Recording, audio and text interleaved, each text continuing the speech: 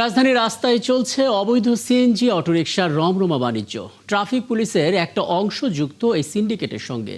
একাত্তরের অনুসন্ধানে মিলেছে তার প্রমাণ। এতে দেখা যায় 4,000 টাকায় এসব যানের বৈধতা দিচ্ছেন ট্রাফিক পুলিশের কয়েকজন সদস্য। পুরো সিন্ডিকেটের মুখোশ উন্মোচন করেছেন সহকবি সুমন তানভীর। ক্যামেরায় ছিলেন ফজলে রাব্বি। কোথায় যাবেন আপনারা ভাই?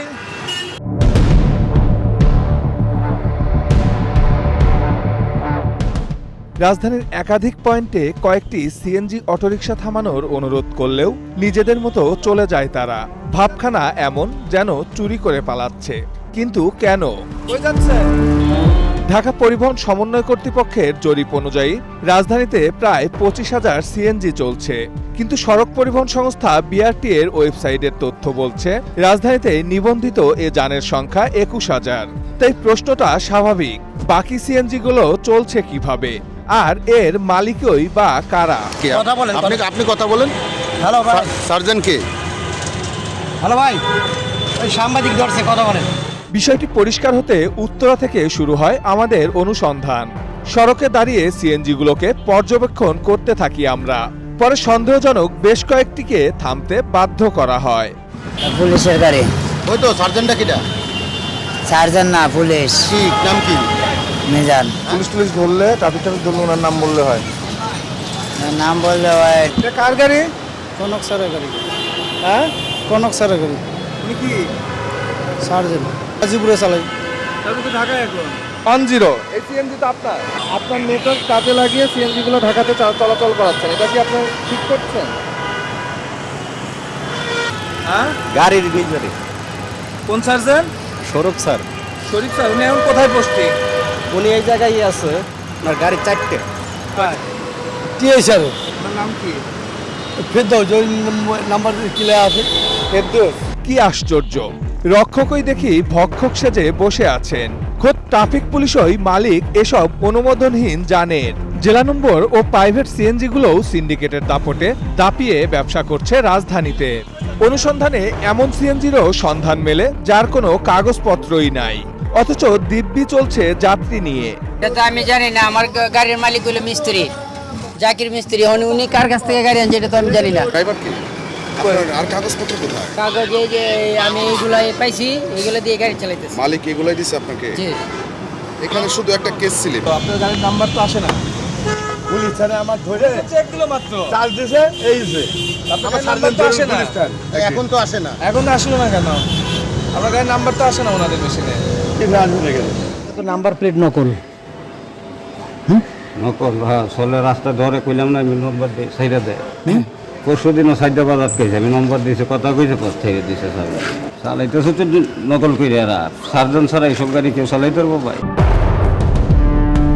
এসব সিএনজি অটোরিকশা চলছে কিভাবে সেটি অনুসন্ধানের আগে ঢাকার বাইরের জেলার সিএনজি গুলোর দিকে নজর দেওয়া যাক। জি জি। গাড়ি নাম্বার লাগে না, গাড়ি চালাচ্ছেন। এটি রাজধানীর কুড়িল বিশ্ব রোড। নারায়ণগঞ্জ ও গাজীপুরের অনেক সিএনজির দেখা মেলে এখানে। পাওয়া যায় নেম প্লেটহীন সিএনজিও। যদিও এসব সিএনজির চালকরা মেতে ওঠে চোর পুলিশ খেলায়। এটা ডায় নেই না। হ্যাঁ, অন্য আয় নেই, নাম্বার প্লেট আয় নেই। নাম্বার প্লেট সবাই রাস্তায় নেমে গেছে। হ্যাঁ, কার সাথে কি করতে হয়? এইটা ভাই গাড়ি যার হেডা দিয়ে দিয়ে আইনা দেয়, সমস্যা নাই। হ্যাঁ, এনে আসি। নাম্বার প্লেটও আমরা আইছি গ্যাস নিতে। কি ভেতরে আপনি গ্যাস নিতে আসেন মানে? গ্যাস নিতে কই যাচ্ছেন আপনারা? গাড়ির তো ব্যাংকডাপ কাগজ আছে। ব্যাংকের কাগজে গাড়ি চালান? ব্যাংকডাপ কাগজটা গাড়ি চালা যায়। এমন অবৈধ স্ট্যান্ডের 100 মিটারের মধ্যে অভিযানও চোখে পড়ে বিআরটি এর ভ্রাম্যমাণ আদালতের। তবে আশ্চর্যের বিষয়, অনুমোদনহীন সিএনজি নজরেই পড়ছে না তাদের। এমন অন্ধত্বের কারণ কি, সে প্রশ্ন নিয়ে ভ্রাম্যমাণ আদালতে টিম 71। কিছুক্ষণের মধ্যেই অবশ্য গতি বাড়ে, একে একে ধরতে থাকে অনুমোদনহীন সব CNG. Mobile code, mobile code ওঠেন, ঠিক খোলেন, বলেন। গাড়ি কিন্তু ডাম্পিং হয়ে যাবে মূল কপি না হলে। বেশ কিছু গাড়ি এখানে একসাথে পাওয়া গেল। এটা অভিজ্ঞতাটা ভালো না আমার। আমি এদিকে খেয়াল রাখবো, সংশ্লিষ্ট ট্রাফিক বিভাগকেও অবহিত করব। এবং আজকে ওই যে কাগজপত্র ছাড়া কয়েকটা গাড়ি পাওয়ায় আমরা আইনানুগ ব্যবস্থা গ্রহণ করেছি। এবার এসব অবৈধ সিএনজি চালানোর সুযোগ করে দিচ্ছে যে সিন্ডিকেট, তাদের দিকে নজর দেওয়ার পালা। প্রথমেই মালিক সেজে এক ব্যক্তিকে ফোন দেই আমরা। ভাই ওই যে আমার ড্রাইভার আপনার নাম্বারটা দিছিল, ওই যে ভাই ওই যে আমার একটা গাড়ি ওই যে কাঞ্চন রোডে চলে, আমি ওই যে ঢাকার মধ্যে একটু চালাইতে চাচ্ছিলাম, লাইন নাকি নতুন করে চালু হয়েছে ও কইতেছিল। ঢাকার ভিতরে চালাইবেন? হ্যাঁ চালাইতে পারবেন, সমস্যা নাই, চালু করছিলেন। এটা কোন জায়গা থেকে কোন জায়গা পর্যন্ত ভাই? শুধু গাবতলী বাজার সবগুলা। একটু টাকা পয়সার কথাটা বলবেন ভাই, কেমনে কি করবো নি? টাকা পয়সা ভাই 4000 টাকা। ড্রাইভিং লাইসেন্স থাকবে ড্রাইভারের, মামলা হবে আমি দেবো। সার্জেন্টরা ধরলে তো আপনাকে ফোন দিলেই হইব না? আমারে ফোন দিলে হবে। জি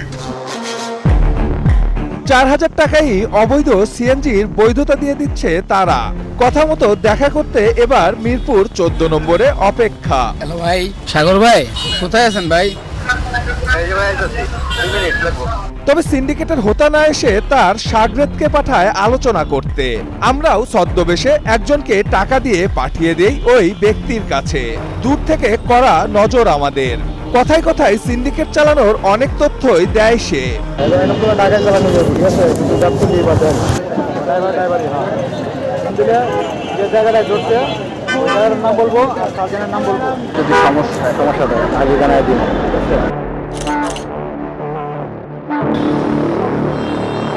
ছদ্মবেশী আমাদের প্রতিনিধি থেকে টাকা নেওয়ার সঙ্গে সঙ্গে এবার সাংবাদিক পরিচয়ে তার মুখোমুখি আমরা। এ যেন দিনের বেলায় ভূত দেখার অবস্থা। সিন্ডিকেটটা কিভাবে চালাচ্ছেন আপনারা? কোন সিনিয়রটা? এই যে সিএনজি সারা ঢাকা শহরে। ঢাকা শহরে আমরা একটা গাড়ি চালাইতেছি। এটা কিভাবে? এটা মনে করেন আমার কয়েকজন ওই পুলিশ ভাই ব্রাদার আছে, তাদের দিয়ে মানে চালাইতেছে আর কি। কিসে ভাই বেরাদার আছে? মানে পুলিশে। ট্রাফিক পুলিশে কিছু বড় ভাইয়ের মাধ্যমে এ সিন্ডিকেট চলছে এমন স্বীকারোক্তি দেওয়ার অল্প সময়ের মধ্যেই ভোল পাল্টাতে শুরু করে সে। আপনি আমার একটা প্রমাণ দেন যে আমি অবৈধ কাজ করতেছি। প্রমাণ দেখান, প্রমাণ দেওয়ার কথা বলেন। আপনি টাকা নিচ্ছেন, আপনি সিএনজি অবৈধ সিএনজি ঢাকা শহরে চালানোর পারমিট দিবেন, আপনি ফোনে বলছেন, আবার আপনি বলেন যে আপনি বলেন নাই। কি বলছি আমি ওনার সাথে কোনো কথা বলছি? উনি কি বলছে আমরা আসার পরে ভাই বলেন? বলছে যে পুলিশ প্রশাসনের ওনাদেরকে টাকা দেয়। বলছে না? জি, না আমি এই কথা বলি না, আপনার রেকর্ড দেখেন। আপনার রেকর্ড আছে এখানে। কি বলছে? মানে গাড়ি ধরলে কি করবে, কি করে দিবে? গাড়ি ধরলে আর কি মনে করেন যে এদের নাকি মাতলি করা আছে, মনে করেন যে থানা টানা ধরা আছে, 16 লাখ টাকা মনে করেন যে খরচ বছরে। তবে পুলিশি জেরার মুখে অপরাধ স্বীকার করলে থানায় নিয়ে যাওয়া হয় তাকে। সর্বশেষ আমরা কয়েকজন ট্রাফিক পুলিশকে খুঁজে বের করি অনুসন্ধানে অনুমোদনহীন সিএনজির মালিক হিসাবে যাদের নাম উঠে এসেছে। আমার একটা সিএনজি আছে, এটা এরকম অনেকেরই আছে আমরা যারা রাস্তায় কাজ করি, ঠিক আছে, অনেক সময় দেখা গেল যে আমাদের সচ্ছলভাবে একটু চলার জন্য যদি 5000 টাকা পাই, এটা আমার হক টাকা। আমি রাস্তা থেকে কিছু নিলাম না, আমি এখান থেকে আমি 5000 টাকা পেলাম। আমারটা যদি আমার সার্জেন্ট ধরলো, ভাই আমার এটা আমার নিজের গাড়ি, তোমার ভাবির নামে, যদি একটু অনার করো, ওইভাবে। ডিএমপি ট্রাফিক বিভাগের ঊর্ধ্বতনরাও কি তাহলে এ অবৈধ বাণিজ্যের বৈধতা দিচ্ছেন? সেই উত্তর জানতে এবার গন্তব্য মিন্টু রোডে ডিএমপির সদর দপ্তরে। বেশিরভাগ ক্ষেত্রে যে সিএনজিটা আপনি জানছেন যে এটা পুলিশের, কিন্তু দেখবেন যে ওর তো নিজের নামে না, ওটা তো একটা ব্যক্তির নামে সে করে রেখেছে। এখন কথা হচ্ছে যে ব্যবস্থা নিলে সে ব্যক্তির বিরুদ্ধে ব্যবস্থা নেওয়া হয় এবং নেওয়া হচ্ছে। আপনি যদি বলেন যে বিভাগীয় ব্যবস্থা কি হবে, যার নামে সম্পদ নাই তার ক্ষেত্রে আপনি বিভাগীয় ব্যবস্থা কিভাবে নেবেন? ট্রাফিক বিভাগ বিষয়টিকে জটিলভাবে দেখলেও ৭১-এর অনুসন্ধানে ঢাকার আনাচে কানাচে মিলেছে এমন অনেক স্ট্যান্ড যেখানে নম্বর প্লেটহীন সিএনজি গুলো চলছে বিনা বাধায়। ট্রাফিক পুলিশ এখন মাসে হচ্ছে 40 করে দেওয়া লাগতেছে। ট্রাফিক পুলিশ আরো কারা কারা জানা দেয়, পুরো তথ্য আমার কাছে কিন্তু শুনবেন টিআই মান্থলি হিসাবে একটা টাকা উঠায়। সুমন তানভীর, ৭১, ঢাকা। শিরোনামে বলছিলাম, জমে উঠতে শুরু করেছে রাজধানীর কোরবানির পশুর হাটগুলো। ছোট বড় এবং মাঝারি গরু ছাগল নিয়ে হাটে আসছেন বিক্রেতারা। ঈদের আগে আনুষ্ঠানিকভাবে 5 দিন পশু কেনাবেচা হওয়ার কথা থাকলেও আগেই হাটে জায়গা দখলে নিয়েছেন ব্যবসায়ীরা। পুরোপুরি বেচা কেনা শুরু না হলেও হাটগুলোতে শুরু হয়েছে কোরবানির পশু দেখার উৎসব। মামুন হুসাইনের রিপোর্টে বিস্তারিত। ঈদের আর মাত্র কয়েকদিন বাকি। এরই মধ্যে রাজধানীর পশুর হাটগুলোতে আসতে শুরু করেছেন বিক্রেতারা। তাদের আনা গরু ছাগল দেখতে ভিড় করছেন ছোট বড় অনেকেই। মিরপুর থেকে ওয়াহিদুল্লাহ টনি মেয়েকে সঙ্গে নিয়ে এসেছেন গাবতলীর গরুর হাটে। উদ্দেশ্য গরু দেখার আনন্দ ভাগাভাগি করা। আসলে আমরা ছোটবেলা থেকে এখানেই আমরা ছোটবেলা থেকে দৌড়ে গরু হাটে চলে আসতাম। আপনার এক সপ্তাহ আগে থেকে আমরা এখানে গরু হাটে সময় দিতাম, গরু দেখতাম, কেনা বেচা দেখতাম। তো সেই আমেজটা এখন বাচ্চাকে নিয়ে আসছি, বাচ্চাও খুব আনন্দ পাচ্ছে। সেই ছোটবেলার কথাগুলো মনে পড়ে যাচ্ছে যে হ্যাঁ, একটা সময় আমরাও আনন্দিত হইতাম। তার মতো দুই ছেলেকে নিয়ে মোহাম্মদপুর থেকে এসেছেন শাকিল। তিনি জানান, বাসায় মোবাইলে গেম খেলার চেয়ে সন্তানদের হাটে এনে বাস্তব অভিজ্ঞতা দিচ্ছেন। বাসা বৈশা আপনি থাকবেন, ইউটিউবে দেখবেন, মোবাইলে দেখবেন, এটাই শেষ। আপনি যদি বাচ্চাদেরকে নিয়ে আসেন, ওরাও আসবে, ওরাও দেখবে, ওরাও শিখবে। কেউ এসেছেন বন্ধুদের সঙ্গে, কেউ বা অফিসের সহকর্মীদের নিয়ে। তাদের দাবি, ছোটবেলায় কোরবানির পশুর হাটে গরু দেখার আমেজ এখনো আছে। অবশ্য অনেক ভালো অনুভূতি। ফ্রেন্ডদের সাথে দেখতে আসছি গরু, হাট ঘুরতেছি। ফ্রেন্ড জোর করে নিয়ে আসলে এই ফার্স্ট টাইম এসে অনেক ভালো লাগছে। গরু দেখার মজাটা তো ঈদের একটা উদযাপন, এখানে সবসময় ভালো লাগা একটা কাজ করে। কিছুদিন আগে নিয়ে পালবো, কয়েকদিন আদর যত্ন করে পাইলে তারপর কুরবানি দিব। ছোটোবেলায় আনন্দ ছিল ছোটাছুটির মধ্যে, আর এখনকার আমাদের একটা সীমাবদ্ধের মধ্যে। যেমন অফিস করছি, তারপর আসলাম যে গরু দেখে। জমজমাট গরু এখনো আসেনি, হয়তো বা আর 2-3 দিনের ভিতরে আসবে। এবার ঢাকার 2 সিটি কর্পোরেশন মিলে মোট হাট বসেছে 26টি। এর মধ্যে উত্তরে 13টি এবং দক্ষিণে 13টি হাটে চলছে পশু বেচাকেনা। বিক্রেতারা বলছেন, হাটে বিভিন্ন জেলা থেকে পশু আসতে শুরু করেছে। গোখাদ্যের দাম বেশি হওয়ায় গতবারের চেয়ে এবার দাম একটু বেশিই হবে বলে জানান তারা। গোছের দামটা তো বেশি, এবার 800 টাকা তো কেজি এইভাবেই গোছ, এরকমই আর কি। ক্রেতা কেবল মনে করেন 2-1 করে আসছে আর কি, ওরা দেখছে, আমরাও দাম বলছি। দাম তো বাড়ে না এখনো, দাম ওইভাবে আছে। তো রবিবারের থেকে আমার ধারণা রবিবারের থেকে বাড়বে। ব্যবসায়ীদের আশা, আগামী সোমবার থেকে কোরবানির পশুর হাটগুলো পুরোপুরি জমে উঠবে। মামুন হুসাইন, 71, ঢাকা। রাজধানী হাটের আরো খবর জানবো, যুক্ত হচ্ছেন সহকর্মী মামুন হুসাইন। মামুন, আপনার প্রতিবেদন আমরা দেখছিলাম এবং যারা আসলে উপস্থিত হয়েছিলেন তাদের বেশিরভাগই ক্রেতা না, বরং দর্শনার্থী। তারা দেখতে এসেছেন পশুর হাটের ছবিগুলো। 26টি হাটের কথা বলা হচ্ছিল, এখন পর্যন্ত 26টি হাটের কতগুলো চালু হয়েছে এবং পশুর দাম কেমন, কি বলছেন বিক্রেতারা, আর প্রতিক্রিয়া জেনে নিতে চাই ক্রেতা বা দর্শনার্থী যারা আছেন তাদের।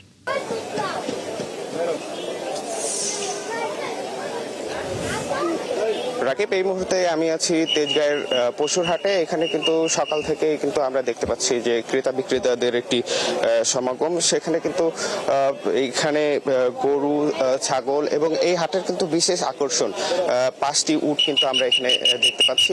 এই উটগুলোর কিন্তু দাম চাওয়া হচ্ছে 24 থেকে 25 লক্ষ টাকা।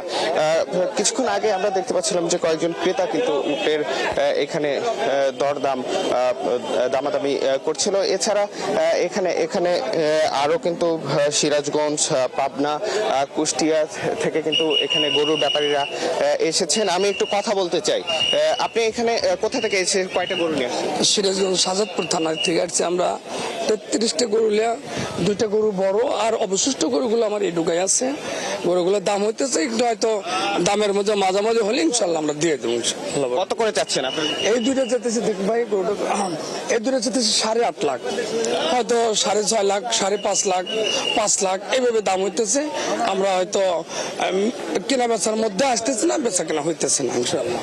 উনি যেমনটি বলছিলেন যে সকাল থেকে বা ওনারা কিন্তু গত 2-3 দিন যাবত কিন্তু এখানে আছে। ওনাদের গরুর দাম কিন্তু এখানে ওনার 25টি গরু রয়েছে। এক একটি গরু তিনি 3.5 লক্ষ টাকা কিন্তু দাম চাচ্ছে, কিন্তু ক্রেতারা কিন্তু তার যে চাওয়া অনুযায়ী কিন্তু দাম দিচ্ছে না।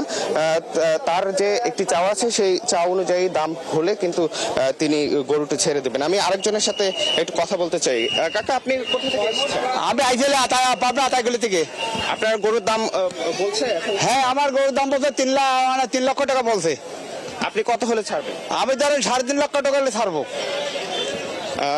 উনি যেমনটি বলছিলেন যে উনিও ওনার গরুকে কিন্তু অনেকেই ক্রেতারা আসছেন, দাম বলছেন। কাকা, এবার দামটা কেমন, গরুর দামটা কেমন? মোটামুটি ভালো বোঝাচ্ছে না, কেননা এখন তো আমার সব গরুর দাম কেউ বলে নাই, খালি দেখেই যাচ্ছে। হ্যাঁ মামুন আপনার প্রতিবেদন আমরা দেখছিলাম এবং লাইভেও দেখলাম যে আসলে বিক্রেতারা বলছেন গরুর দাম নিয়ে এখন কেউ কথা বলছেন না, এখন সবাই গরু এবং অন্যান্য পশু যা আছে তা দেখতে আসছেন। নিশ্চয় আরো খবর ধাপে ধাপে আপনার কাছ থেকে জানবো। সহকর্মী মামুন হোসেন রাজধানীর পশুর হাট থেকে যুক্ত হয়েছিলেন। এভাবে দেখা যাচ্ছে কোরবানির ঈদের বাকি আর মাত্র 1 সপ্তাহ। ফরিদপুরের খাবারগুলোতে শেষ মুহূর্তে ব্যস্ত খামারিরা তারা জানান এবার পশুপালনের খরচ বাড়লেও কাঙ্ক্ষিত দাম পাওয়া নিয়ে রয়েছে শঙ্কা। ওদিকে মেহেরপুরের বামন্দি পশুর হাটে প্রতিদিনই উঠছে 4 থেকে 5 হাজার গরু। জেলা প্রাণী সম্পদ কর্মকর্তারা বলছেন চাহিদার তুলনায় অতিরিক্ত পশু আসছে এবার। আমাদের সহকর্মীদের পাঠানো তথ্য এবং ছবিতে বিস্তারিত। কোরবানির ঈদ ঘিরে জমে উঠেছে ফরিদপুরের বিভিন্ন হাট বাজার। শহরের সবচেয়ে বড় গরুর হাট টেপাখোলা হাটে আসছে কয়েক হাজার গরু। বিভিন্ন জেলা থেকে এখানে পশু কিনতে আসছেন ক্রেতারা। তবে পশুর মূল্য নিয়ে হতাশ বিক্রেতারা। তারা বলছেন পশুপালনে খরচ বেড়েছে, সে অনুযায়ী দাম পাওয়া যাবে কিনা এ নিয়ে শঙ্কিত রয়েছেন। খাবারের দাম বেশি, ভুসির দাম বেশি, এতে বুঝাচ্ছে না আমাদের। বেশি দাম হলে আমরা তখন বিক্রি করে দেবো। আশা তো ভাই ছিল যে 250 বেচবো, দাম আছে ধরেন 200। আর ক্রেতারা বলছেন বরাবরের মতোই পশুর দাম বেশি। গত বছরের তুলনায় এবার দাম গরু প্রতি 20 থেকে 30 হাজার টাকা বেশি চাওয়া হচ্ছে। গতবারকার তুলনায় এবারকার গরুর দাম অনেক বেশি। একটা গরু বেশি 20,000, 22,000, 25,000 বেশি। এদিকে জেলা প্রাণী সম্পদ কর্মকর্তা বলছেন চাহিদার তুলনায় পশু উৎপাদন হয়েছে বেশি। আমাদের গবাদি পশুর চাহিদা পূরণ হয়ে কিছু গবাদি পশু প্রায় 12,497টি গবাদি পশু অতিরিক্ত থাকবে। এদিকে জমে উঠেছে মেহেরপুরের 150 বছরের ঐতিহ্য বামন্দি পশুর হাট। প্রতি হাটে 4 থেকে 5 হাজার ক্রেতা এখানে পশু কিনতে ভিড় করছেন। তবে ব্যবসায়ীরা বলছেন গত বছরের তুলনায় এবার বাজার চড়া। খুব একটা ভালো নাই, ব্যবসার পরিবেশ এখন খুব ভালো নাই। দেখা যাক সামনে ব্যবসা হয় কি। ক্রয় ক্ষমতার ছাদের ভিতরে বাজারে প্রচুর আমদানি, মানে মোটামুটি লেভেল আছে। আর ইজারাদারা বলছেন কোনো ধরনের ভয়ভীতি ছাড়াই ব্যবসায়ী ও ক্রেতারা হাট থেকে গরু কিনতে পারছেন। শুক্রবারে হাটে গরু ওঠে 5,548, সোমবার হাটে গরু ওঠে 4,042। ঈদের কয়টা হাট। আর আইন শৃঙ্খলার বিষয় বলছেন, আইন শৃঙ্খলা ইনশাল্লাহ ভালো। শুধু বামন্দি পশুর হাট নয়, জেলার আরও 4টি পশুর হাট এখন জমজমাট কোরবানির পশু বেচা কেনায়। শাকিলা শম্পা, 71। হামের প্রাদুর্ভাব যেন কমছে না। গেল 24 ঘন্টায় হাম এবং এর উপসর্গে 6 জনের মৃত্যু হলো এবং এই সময় নতুন করে আরও 1,408 জনের শরীরে হামের উপসর্গ পাওয়া গেছে। আজকের পরিস্থিতি জানতে চাই, যুক্ত হচ্ছে সহকর্মী মুহাইমিনুল অপু। অপু, রাজধানী কোন হাসপাতালে আছেন একটু জানাবেন এবং আজকের হামের পরিস্থিতি নিয়ে চিকিৎসকরা কি বলছেন, রোগী কিংবা রোগীর স্বজনদের কথাগুলো শুনেছেন কিনা একটু জানাবেন আমাদেরকে। আমি রয়েছি রাজধানীর মহাখালী ডিএনসিসিতে কোভিড-19 হাসপাতাল রয়েছে, অর্থাৎ এটি কিন্তু এখন হামের চিকিৎসার জন্য ডেডিকেটেড করা হয়েছে হাসপাতালটিতে। এই হাসপাতালটিতে গত 24 ঘন্টায় কিন্তু এই হাসপাতালে একজন শিশু মৃত্যুবরণ করেন এবং এছাড়া কিন্তু এই হাসপাতালে মোট এখন পর্যন্ত 31 জন শিশু কিন্তু মৃত্যুবরণ করেছেন। তবে এই হাসপাতালটিতে যারা চিকিৎসা নিচ্ছেন তাদের সাথে আমরা কথা বলেছি, তারা বেশিরভাগই কিন্তু রাজধানীর আশেপাশে এবং এমনকি দূর দূরান্ত জেলা যেগুলো রয়েছে একদম দ্বীপ জেলা ভোলা থেকেও কিন্তু এখানে চিকিৎসা নিচ্ছেন, অর্থাৎ সেখানে চিকিৎসা না পেয়ে তারা কিন্তু এখানে এসে সেই চিকিৎসা নিচ্ছেন। অন্যান্য হাসপাতালগুলোতে তারা গিয়েছেন, সেখানে কিন্তু সিট সংখ্যা না পেয়ে পরবর্তীতে কিন্তু এই মহাখালী ডিএনসিসি কোভিড হাসপাতাল যেটি রয়েছে এখানে এসে কিন্তু তারা সেই সেবাটি পাচ্ছেন এবং মোটামুটি তারা সন্তুষ্ট প্রকাশ করেছেন। তবে জানেন যে এই কিছুদিন আগে যে হামের অর্থাৎ 15 মার্চ থেকে যে হামের প্রাদুর্ভাব দেখা দিয়েছে, তারপর থেকে স্বাস্থ্য অধিদপ্তর কিন্তু তারা ব্রিফিংয়ে জানানো হয়েছে এখন পর্যন্ত তারা কিন্তু শতভাগ টিকার আওতায় আনতে পেরেছেন শিশুদের, এমনটা কিন্তু তারা বলেছেন। তবে এই পরিস্থিতি নিয়ন্ত্রণে আসতে 3 থেকে 4 সপ্তাহ লাগতে পারে, এমনটা কিন্তু তারা বলেছেন। যেহেতু হামের টিকা দেওয়ার পর 3 থেকে 4 সপ্তাহের ভিতরে কিন্তু এটি অ্যান্টিবডি হিসেবে কাজ করে, সেক্ষেত্রে কিন্তু এই 3 থেকে 4 সপ্তাহ পর্যন্ত তারা এটি দেখছেন এবং তারা তাদের সর্বোচ্চ চেষ্টা করে যাচ্ছেন এবং হাসপাতালগুলোতেও কিন্তু নির্দেশনা দিয়ে যাচ্ছেন। আমরা এখানে একজন অভিভাবকের সাথে কথা বলবো যে আপনি এখানে কতদিন আগে এসেছেন এবং এখানে চিকিৎসা সেবা কেমন, এর আগে কোথায় ভর্তি ছিলেন? আমরা ফরিদপুর থেকে আসছি, আমার অসুস্থ বাচ্চা নিয়ে ফরিদপুর মেডিকেলে ছিলাম, ও জায়গায় চিকিৎসা ভালো না। পরে আমি ঢাকাতে আসি, আমার এক অ্যাম্বুলেন্সওয়ালা ভাই এই মহাখালী এই এনএসডি হসপিটালে আমার আনে, এই জায়গার চিকিৎসা করার পর আজ 4 দিন আমি চিকিৎসা করার পর আজকে আমার ছুটি দিচ্ছে। আমার বাচ্চা আল্লাহর রহমতে অনেক সুস্থ আর এই জায়গা চিকিৎসার মান ভালো। একজন অ্যাম্বুলেন্স চালকের মাধ্যমে তিনি জানতে পেরেছেন যে এই মহাখালী ডিএনসিসি হাসপাতালে তিনি চিকিৎসা সেবা পাচ্ছেন। আমরা এখানে আরেকজন অভিভাবকের সাথে কথা বলবো, একটু জানবো যে আপনি কোথা থেকে আসছেন। আমাদেরকে বলছিলেন যে ভোলা থেকে এসেছেন, সেইখানে হাসপাতালে চিকিৎসা ব্যবস্থা কেমন? আপনাদের ঢাকার মতো এত উন্নত না, ঢাকার মতো এত উন্নত না, এই জন্য নিরুপায় হয়ে আমরা এখানে আসছি। এখানে চিকিৎসা সেবা কেমন পাচ্ছেন? মোটামুটি ভালো। এই সকল অভিভাবকরা এখানে এসে কিন্তু তারা স্বস্তি পাচ্ছেন এবং বলছেন যে অন্ততপক্ষে তারা যে চিকিৎসা সেবা সেটি কিন্তু এই হাসপাতালটিতে তারা মিলছেন। অর্থাৎ ঢাকার বাইরে থেকেই বেশিরভাগ চিকিৎসকরা, অভিভাবকরা কিন্তু তাদের সন্তান এবং তাদের কথাগুলো আমরা শুনছিলাম। অপুয়ের পরে যখন আপনার সঙ্গে যুক্ত হব, আশা করি আপনি অন্য কোনো হাসপাতালের চিত্রটা আমাদেরকে দেখাবেন। সহকর্মী মোহামিনুল অপু যুক্ত হয়েছিলেন মহাখালী ডিএনসিসি হাসপাতাল থেকে এবং হামজনিত উপসর্গ নিয়ে যারা ভর্তি আছেন তাদের খবর আমাদেরকে জানাচ্ছিলেন। রাজধানী পল্লবীতে ধর্ষণ ও হত্যার শিকার শিশু রামিসার দাফন হয়েছে। বুধবার রাতে মুন্সিগঞ্জের সিরাজদি খানের শিয়ালদি গ্রামে তার দাফন সম্পন্ন হয়।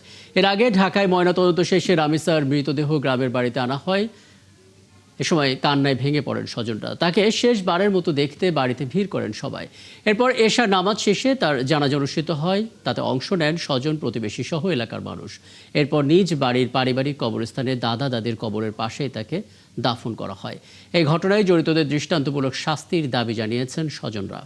ব্রাহ্মণবাড়িয়ার সরাইলে একটি নির্মাণাধীন ভবনের সেপটিক ট্যাঙ্কে নেমে 4 যুবকের মৃত্যু হয়েছে। বুধবার বিকেলে এই ঘটনা ঘটে। নিহতরা হলেন গলানিয়া গ্রামের মেহেদি হাসান হৃদয়, ইমান হোসেন এবং ধরস্তি গ্রামের আরমান। এলাকার মানুষ জানান, একটি নির্মাণাধীন ভবনের সেপটিক ট্যাঙ্কে কাজ করছিলেন কয়েকজন শ্রমিক। এ সময় প্রথমে ট্যাঙ্কের ভেতরে নামেন হৃদয় এবং মেহেদি। অনেকক্ষণ কোনো সাড়া না পেয়ে তাদের খুঁজতে নামেন ইমান হোসেন এবং আরমান, কিন্তু তারাও আর উঠে আসেনি।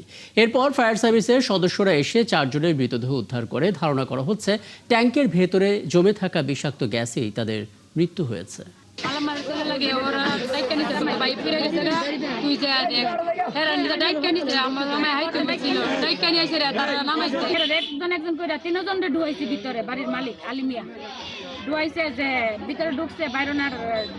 দুইজন নামার পরে দুইজন ওই আর মানে আটক হয়ে গেছে আর আসতে আসেন আর কি, কোনো সারা শব্দ পাচ্ছে না। এটা দেখার জন্য তারপরে এক একজন করে আরো দুইজন কি করছে, ভিতরে ঢুকছে। তো ভিতরে ঢুকার পরে ওদেরও আর কোনো খবর পাওয়া যায় নাই। 2টা স্টেশন আমাদের যৌথভাবে প্রচেষ্টা করে 17টা 45 মিনিটের সময় আমরা 4টা লাশ উদ্ধার। প্রাথমিক ধারণা গ্যাসজনিত, এরপরে আরও যদি অন্য কিছু থেকে থাকে সেটা তদন্তে এবং সুরতালের তারপরে অন্যান্য বিষয়ে জানা যাবে। ঝিনাইদহের কোটচাঁদপুরে মালবাহী ট্রেনের বগি লাইনচ্যুত হবার 5 ঘন্টা পর রেল চলাচল স্বাভাবিক হয়েছে। বৃহস্পতিবার ভোরে সাবধারপুর রেল স্টেশন এলাকায় এই ঘটনা ঘটে। স্টেশন মাস্টার রিপন আলী জানান, মংলা থেকে ছেড়ে আসা ঈশ্বরদীগামী মালবাহী ট্রেনটি সাবধারপুর স্টেশনের কাছে পৌঁছালে একটি বগি লাইনচ্যুত হয়। এতে বন্ধ হয়ে যায় খুলনার সাথে রাজশাহী সহ গোটা উত্তরবঙ্গের রেল চলাচল। পরে সকাল 7টায় খুলনা থেকে আসা উদ্ধারকারী ট্রেন লাইনচ্যুত বগিটিকে উদ্ধার করে। তারপর ট্রেন চলাচল স্বাভাবিক হয়। দর্শক, এ পর্যায়ে আমরা রাজধানীর কৃষিবিদ ইনস্টিটিউটে যেতে চাই। সেখানে কোরবানি বিষয়ক কর্মশালায় কথা বলছেন মৎস্য ও প্রাণী সম্পদ প্রতিমন্ত্রী সুলতান সালাউদ্দিন টুকু। আমরা সরাসরি চলে যাচ্ছি সেখানে।